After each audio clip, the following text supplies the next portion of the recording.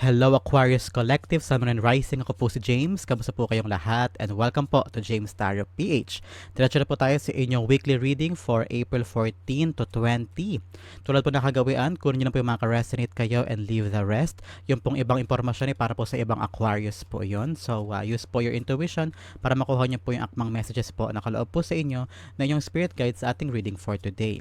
Thank you po again for the likes, for the shares, for the subscriptions, for not skipping the ads, and also for those po na nagdo-donate sa ating channel. Thank you po for your generosity and kindness. So Aquarius, ano naghihintay sa iyo for April 14 to 20? Inhale and exhale. At the center of your reading, you have the Hierophant. Beautiful. In the area of what you want, you have the Eight of Swords. In the area of what you need, you have the Eight of Cups. Ooh, 8-8, abundance. In the area of what's affecting your current energy, meron kang Eight of Wands. Wow, 888, this is really an abundant reading for you. In the area of your near future, meron kang Queen of Wands. Beautiful. In the area of your challenge, you have the Knight of Swords. In the area of your fortune, you have the Seven of Pentacles. Wow. In the area of your divine advice, meron kang High Priestess. And in your outcome, Aquarius, meron kang Four of Pentacles. Beautiful. Okay. At the bottom of your deck, you have the Page of Wands. Ano yung mga bagay this time, Aquarius, na kailangan mong tapangan ng sarili mo, harapin mo? Meron bang dumating sa'yo na bagong balita o kaya bagong assignment, task, endeavor, or an opportunity na kailangan mo parang harapin siya as a very positive thing? Huwag mo daw pangilagan, huwag mong katakutan. Fight for the things na binigay sa'yo. Parang this time, be excited, be enthusiastic sa mga paparating na mga bagay. Huwag mo laging isipin na hindi mo kaya. You have everything that you need. You have the power, you have the skills, and magagawa mo ito. Huwag mo daw katakutan. You will accomplish this. And you have, I think, hindi ito ibibigay sa iyo kung hindi mo kaya. At hindi ito ibibigay sa iyo kung hindi ito nakatadhana for you. So this time, embrace it. Be excited with joy and excitement sa pag-acquire ng bagay na ito and get it done. Okay, Aquarius? In the area of your core energy this week, you have the Hierophant. I'm seeing here na kailangan mo daw gamitin ang iyong wisdom. Especially dito sa bagay na kailangan mong trabahuhin. Pero ka bang binigay sa iyo na task or an important opportunity na kailangan mo siyang ma-accomplish this time. And ikaw, nagdadalawang isip ka, parang, kaya ko ba to? Magagawa ko ba to? And you're being advised na magkaroon ka daw ng mentorship o humingi ka ng payo or tulong or assistance from someone na may kinalaman sa bagay na ito na parang binigay sa yung opportunity. Parang, magtanong-tanong ka parang, there's someone in your life right now na makakatulong sa'yo at hanapin mo yun. Magbibigay sa'yo ng sound advice. So talagang expert siya sa bagay na yan. Halimbawa, meron kang problema sa iyong pinansyal and then merong kaakibat dyan na problema about bangko, ganyan. And then you have this kamag-anak o kapitbahay na merong dating trabaho sa bangko o may kinalaman sa bangko. And then sa kanya ka lumapit, uy, may ganito akong problema sa bangko, baka naman pwede mo kong pabigyan ng advice, ganyan-ganyan. So find someone that truly has a knowledge sa bagay na yan. But for others, I'm seeing here na panghawakan mo daw yung iyong wisdom, panghawakan mo daw ang iyong values sa isang bagay, especially in your approach with this. If this is something na talagang babago sa buhay mo, I'm feeling na yung mga nakasanayan, kailangan mo daw laging isipin na you need to level up. You need to change something. May mga dating ginagawa, may mga dating approach ka na hindi na uubra sa bagay na to, sa bagong ito. So, meron daw pagbabago sa iyong mindset. Kailangan daw nagle-level up ang iyong wisdom, ang iyong kaalaman, ang iyong approach sa isang bagay in order for you to get a brand new outcome. Okay? The Hierophant is being clarified by the Star card. Ito talaga yung hope and your dreams. Make sure that takpan ko lang si ate girl kasi revealing siya. So this time daw, itong star na to, it's all about your hope, your wishes, your manifestations, your dreams. Tinasabi dito na kung ano daw yung mga pangarap mo, mga gusto mong gawin. Kailangan mo daw magkaroon ng bagong tactic in approaching this. Magkaroon ka ng bagong pamamaraan. At saka huwag mo ito pangilagan. Parang pinapangunahan ka kasi ng takot pinapangunahan ka ng negatibong approach. So this time daw, maging masigasig ka, maging excited ka in acquiring this. And I'm seeing that you will get this. Papalapit ka na daw papalapit ka na sa pagpunta mo sa pangarap mo sa star na ito. Pero hino-hold back ka ng yung preconceived negativity o preconceived na takot at kaba. Okay? Huwag ka matakot, kaya mo to. Kaya mo tong lagpasan, kaya relax ka lang, okay? In the area of what you want, you have the Eight of Swords. Gusto mong kumawala dito sa energy na ito. Gusto mong kumawala sa mali mong iniisip, sa I don't know, parang mayroong kang mga kasamahan na parang pumipigil sa'yo o humihila sa'yo pababa. Whether mga co-workers mo yan na finifeed ka ng negative things, pinapaniwala ka nila, binibigyan ka nila ng advice na, uy, wag mo gawin yan, di mo kaya yan. Uy, wag na lang, baka mapahiya ka lang. O, wag mo gawin yan, hindi yan para sa'yo. Siguro may mga taong ganun sa life mo na parang sila mismo ang naglilimita sa'yo. And you feel stuck. You feel there's no way out of this. And now parang, please God, bigyan nyo na ako ng kasagutan. Natatakot na ako, hindi ko alam ang gagawin, hindi ko alam kung paano ito lulusutan, hindi ko alam kung ano yung right way or right solution, ganyan. So you're pleading for help. And gusto sabihin sa'yo ng spirit guides mo na, uy, nasa iyo ang simula, nasa iyo ang paraan. Kumawala ka muna sa mga negatibo mong iniisip. Pag nagawa mo yan, that's when you can have the first step getting out of this physically, okay? The Eight of Swords being clarified by the Knight of Pentacles. Yes, may mga bagay na parang, nag-aalangan ka to step forward. Nag-aalangan ka to, ito kaya, ay hindi, ito, hindi, baka mali ako. Sinasabi ni iba, hindi ko daw kaya yan, hindi ako pwedeng pumunta dyan. Now, naka-stagnant ka talaga. Parang nakahinto ka, you want to level up, you want to achieve things, and you have the dreams, you have the star here with the hope, pero yung pag-action, nakukulangan ka because ang daming negatibo, may takot, may fear, may inhibition. So now is the right time for you to really think deep, plan to get out of this situation, okay? Ito daw ang need mo with the Eight of Cups. Sinasabi sa'yo ng spirit guides mo na, huy, kailangan mo nang lumayo dyan. Tao ba to? Karelasyon? Mga tao sa paligid mo na hindi mo before iniisip mo na tinutulungan ka nila, pero marirealize mo hindi pala hindi pala nila ako tinutulungan, hinihila na lang nila ako pababa because ayaw nila ako mag-level up, ayaw nila ako mag-develop, ayaw nila ako umangat, kaya hinihila nila ako pababa. Marirealize mo yan this time, Aquarius. Those people that are not for you, those people na akala mo friends mo, na akala mo mahal ka, pero yun pala hinihila ka lang nila pababa because ayaw ka nilang umunlad, gusto nila same level ka lang nila. So, this is the right time for you to move on, to get out of this situation and leave these people or this work or this endeavor na marirealize mo hindi na para sa'yo. Because there's something out there in the horizon waiting for you. Opportunities, new outcomes, possibilities na sa hinagap mo hindi mo akalain na pwede pala sa akin yun. Dapat pala hindi ako magpatali sa mga to. Okay? Eight of Cups being clarified by the Nine of Wands. Yes. Tama na daw pagpapakamartir. Tama na daw ang pagkakasya mo o pagsasettle mo for less.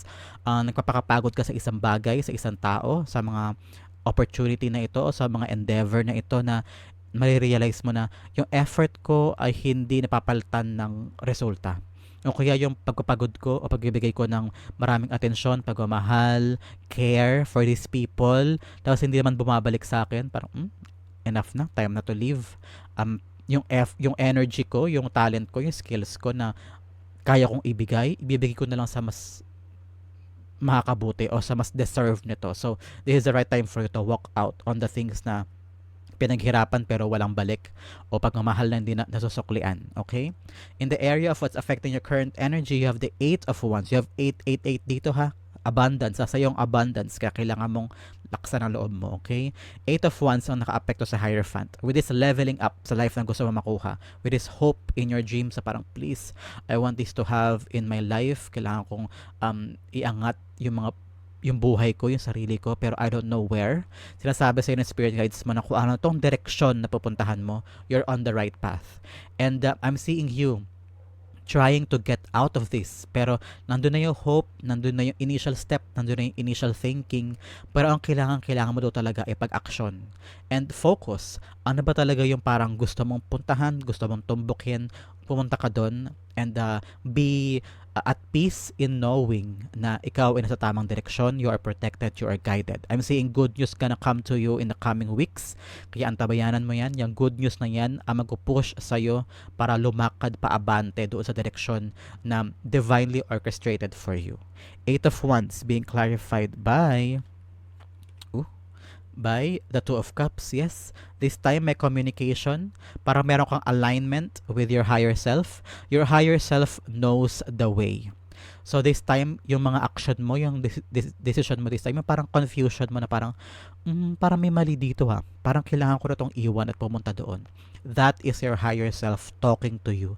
Na huy, gumising ka na, hindi yan para sa'yo, ito ang para sa'yo. So nililihis ka na ng higher self mo. This is you talking to your higher self, yung equivalent sa taas.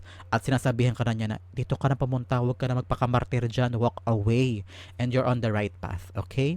In the area of your near future, ito ang maganda, Aquarius. You'll be enjoying happiness, loving what you have. Umaapaw ang kaligayahan from you. I'm seeing you embracing your independence, embracing the things na na-acquire mo in the near future. Merong part sa'yo na parang, ay, buti pala nilaban ko yun. Buti pala ito ang ginawa ko. Buti pala nakinig ako sa inner knowing ko, sa kutob ko, sa intuition ko na ito ang gagawin, ito ang pupuntahan.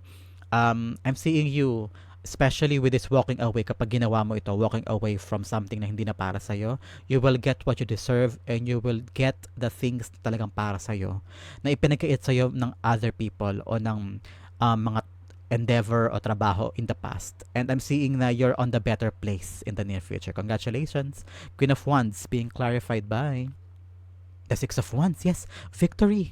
You will be in the victorious era of your life once you walked out from this, once nakawala ka na sa negatibong mong iniisip, once na tinapangan mo na at nagkaroon ka talaga ng hope and leveling up and you chose this right path for you, you'll be victorious and having the better side of your life, a better life. So congratulations. Sama-sama nating abangan ang better life na yan at saka victory era mo. Basta lagpasan mo ito at makukuha mo ito. Okay, Aquarius? In the area of your challenge this week, you have the Knight of Swords. Challenge sa'yo this time yung parang pagsugod at mabilis na aksyon. This time kasi parang ito nga problema mo, stagnant ka, urong-sulong ka, ayaw mo umabante kasi nga natatakot ka sa mga dapat gawin o kaya hindi mo alam kung paano makakawala, paano makakapunta doon. So parang ang bagal, no? So ito ang challenge sa'yo is to really go after what you want. Huwag ka mag second guess o kaya parang think on your feet this time. Huwag mo daw hayaan na makawala yung mga swerte o yung mga opportunity. Huwag mo hayaang lagpasan ka because sometimes opportunity comes to you once, So this time, grab it while it's there. Okay? The Knight of Swords being clarified by the Five of Pentacles.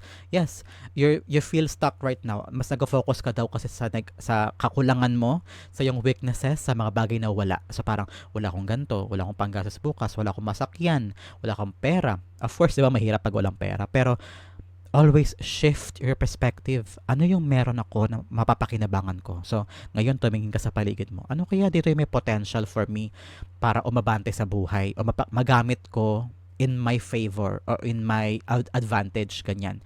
And then so good, puntahan mo yun. Kaya ka nai-impede, kaya parang hindi umaabante ang bagay sa life because nakafocus ka sa negative. So make sure this time, find those possible things na magagamit mo moving forward, okay? Find things in your advantage. In the area of your fortune, meron kang Seven of Pentacles. Dito sinasabi na the wait is over. Meron kang hinintay na resulta from someone. Meron ka bang hinihintay na magandang balita? Because Page of Wands is also a card of information, good news. Meron ka bang hinihintay na balita from someone, whether at a fax, napakaluma ng fax. Meron ka hinihintay na call, text, chat, or email from someone na magbibigay sa'yo ng good news about something na pinagtrabahuhan mo in the past o matagal mong hinihintay about sa negosyo, ganyan, o kaya a call from a job offer na matagal mong pinagtrabahuhan, inasikaso mo yung mga papeles, hinintay mo na lang yung outcome, ang tagal-tagal, hindi ba? O kaya sa civil exam, civil service exam, tagal mong hinihintay yung resulta, now paparating na. O kaya for others, meron kang pinilahan o something na talagang ginugol mo na matagal and you're thinking, nasaan na resulta, nasaan development. Ngayon, magkakaroon ka ng balita dyan. So, embrace this because this is a good news. Parang approved, mabibili na, mapibenta na, nandyan na yung pera, nandyan na yung resulta. Congratulations. Seven of Pentacles being clarified with the Seven of Swords. 7-7 is luck. Nasa yung swerte this time. Tapos na ang pag-defend, tapos na ang ito yung parang standing for yourself, you have proven yourself, and you're getting the good result. Congratulations para sa iyo, Aquarius. Congrats. In the area of your advice, you have the High Priestess. This time daw, pagkatiwalaan ng yung intuition, kung ano yung kutob, pag minaramdaman ka na parang, parang mali ito actionan mo and go on a different direction. And this time around, I'm seeing here na you're very close to your spiritual realm. Very close ka sa spiritual power mo. So make sure na pakikinggan ang bawat intuition and always talk to your spiritual guide. Parang please guide me on the right thing. Madali ka makakita this time ng signs, synchronicities, repeating numbers. So listen to that. Halimbawa makakita ka mamaya ng 111 o 333. Kato dito meron kang 888 and 77. This is abundance and luck. So make sure that you listen to those things and use those as guide moving forward. Okay, the High Priestess is being clarified by the Four of Cups. 4-4 naman, you are protected. So sinasabi dito na kung ano yung mga bagay na hinahanap mo at hinahangad mo, darating at the right time. This time, learn to be patient and wait for this. Sinasabi rin na parang meron ka mga bagay sa life mo na hindi mo napapansin because nakafocus ka masyado sa isang bagay. So lawakan mo daw ang iyong pakiramdam, ang iyong intuition, so that yung mga signs and abundance na baka dumaan sa'yo at makalipas sa'yo, mag-grab mo agad. Okay? Yan ang paalala sa ng spirit guides mo. Enjoy also the now because papangalagaan ka naman spirit guides mo eh. Always enjoy what you have and always pray more. Okay? In the area of your outcome, meron ka ring Four of Pentacles, pag-usapan natin later.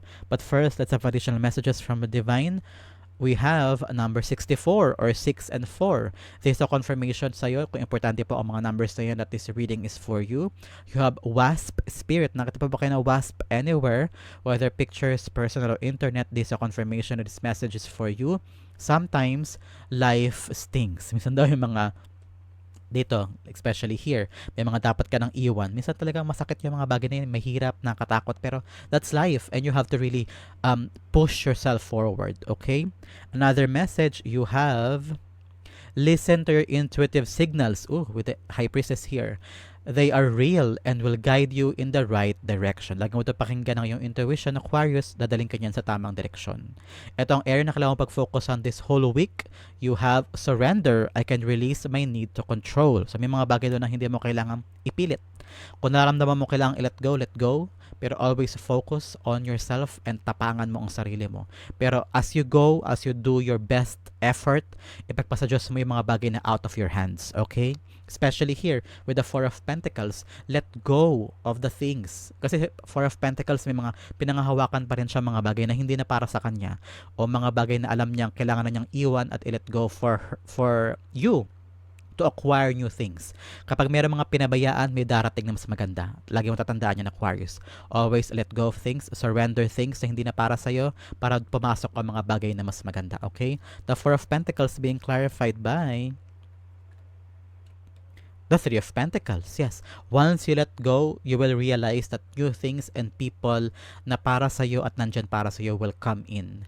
I'm seeing here na once you let go also of your fear, of your inhibitions, of your takot, saka darating yung parang tapang sa iyo at saka confidence to move forward and communicate and deal with other people para marirealize mo na meron din ako makakontribute, meron din akong ibibigay, kaya ko makipagtalastasan sa inyo, kaya ko maka-accept ng criticism at kaya ko rin magbigay ng mga bagay with you people, yung same effort na kaya nyo ibigay, kaya ko rin ibigay.